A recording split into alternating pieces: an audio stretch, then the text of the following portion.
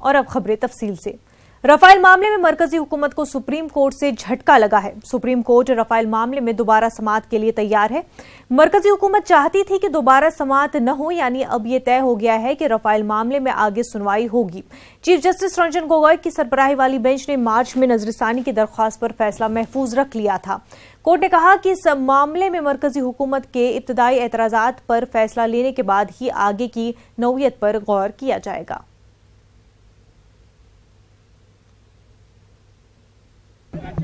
In which they have rejected the government's argument that firstly that these documents cannot be considered because, as the Attorney General said, they are stolen documents. I mean, this was on the face of it a very peculiar argument, because if somebody is going to do something wrong, he is not going to take out full page advertisements in newspapers. So it has that evidence has to be excavated. But the Attorney General said these are stolen documents. That has been rejected. Second argument was that these are privileged documents because they relate to defense and so on. Our argument was that precisely because they relate to defense, you must examine them, because it affects the security of the country. It affects what you have. These are documents that relate to the issues which you have raised in your order. You asked for this evidence and we have provided it. So the court has accepted our pleas and rejected the arguments of the government in a, all the judges concurring with the Chief Justice giving one reasoning and Justice Joseph giving another reasoning, complementary reasoning. So as a petitioner, how do you and second, sorry, that was an important point. The second point is that the Chief Justice said that by a separate order we will fix a date for hearing the review petitions and they will be heard on merits. हमारे नुमाइंदे शंकर आनंद इस वक्त हमारे साथ जुड़ चुके हैं। शंकर, आपसे इस पूरे मामले पर क्या कुछ अपडेट है, जानना चाहेंगे? के मसले की अगर बात करें जाए तो केंद्र सरकार की आपत्ति को कोर्ट ने खारिज कर दिया है और एक तरह से कह सकते हैं कि केंद्र सरकार को एक बड़ा झटका लगा है कि केंद्र की आपत्ति खारिज को करते हुए बकायदा गोपनीय दस्तावेजों की फोटोकॉपी या चोरी की कॉपी पर कोर्ट जो है भरोसा नहीं कर सकता है, ऐसा कोर्ट कह रहा है। और कोर्ट ने यह भी कहा कि राफेल पर पुनर्विचार याचिका की तारीख पर आदेश जारी करेंगे, यानी तीनों जजों की सहमति से यह फैसला लिया गया है। और सुप्रीम कोर्ट ने कहा कि अगली सुनवाई में पुनर्विचार याचिकाओं पर विस्तार से बाकायदा इस मामले पर सुनवाई की जाएगी। और अगर केंद्र सरकार की बात करें तो केंद्र सरकार सुप्रीम कोर्ट से एक बड़ा झटका लगा है और सुप्रीम कोर्ट राफेल मामले में रक्षा मंत्रालय से फोटोकॉपी किए गए गोपनीय दस्तावेजों की परीक्षण करेगा।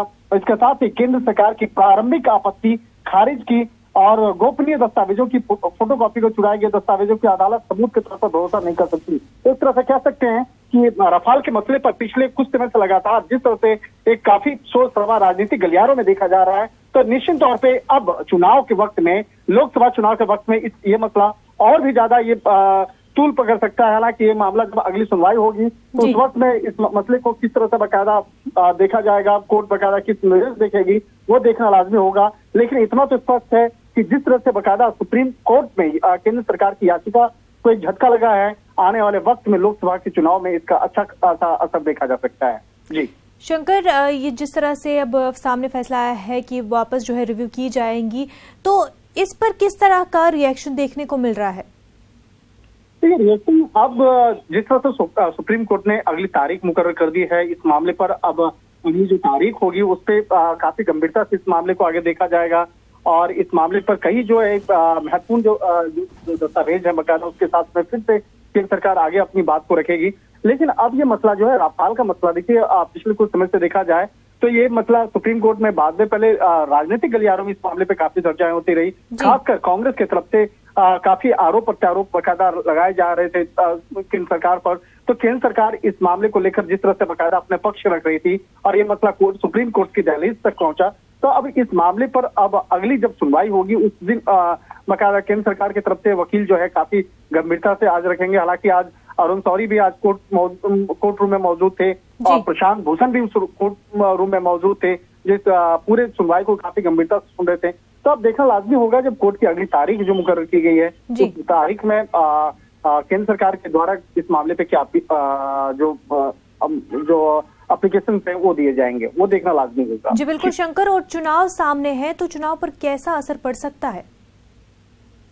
निश्चित तौर पर देखिए चुनाव पे इसका असर तो पड़ेगा ही, क्योंकि राफेल का मसले को लेकर कांग्रेस जो है और विपक्षी पार्टियां लगातार केंद्र सरकार को घेरने की कोशिश कर रही थी। हालांकि इस बीच में कांग्रेस ने कुछ विज्ञापन भी बनाए थे, हालांकि उस विज्ञापन पे रोक लगा दिया गया था ये कहकर कि मसला सुप्रीम कोर्ट में है, सुप्रीम कोर्ट में जब तक कि मसला सुनवाई नहीं हो जाती है, इस मसले पर कुछ ठोस निर्णय नहीं लिया जाता है, फैसला नहीं लिया जाता, तब तक वो विज्ञापन भी नहीं दिखा सकते हैं। तो विज्ञापन का उद्देश्य बताना ये है कि कांग्रेस इस मसले को लेकर एक बड़े लेवल में एक कांग्रेस को केंद्र सरकार को घेरने की तैयारी में कर रही थी, लेकिन इसमें आचार संहिता का ध्यान में रखते हुए और इस मामले को केंद्रीय चुनाव आयोग ने काफी गंभीरता से लिया था और इस मामले पे कहा था कि इस मामले को अभी तक जब तक नहीं बोल सकते हैं जब तक ये मामला सुप्रीम कोर्ट में क्लियर नहीं हो जाता है। तो एक तरह से कह सकते हैं कि आज केंद्र सरकार को एक जोरदार बड़ा झटका लगा है और अगली जो तारीख मुकर्रर की गई है उस तारीख में इस तरह से बकायदा अपने आप को और भी मजबूती से पेश करती है केंद्र सरकार, ये देखना लाजमी होगा।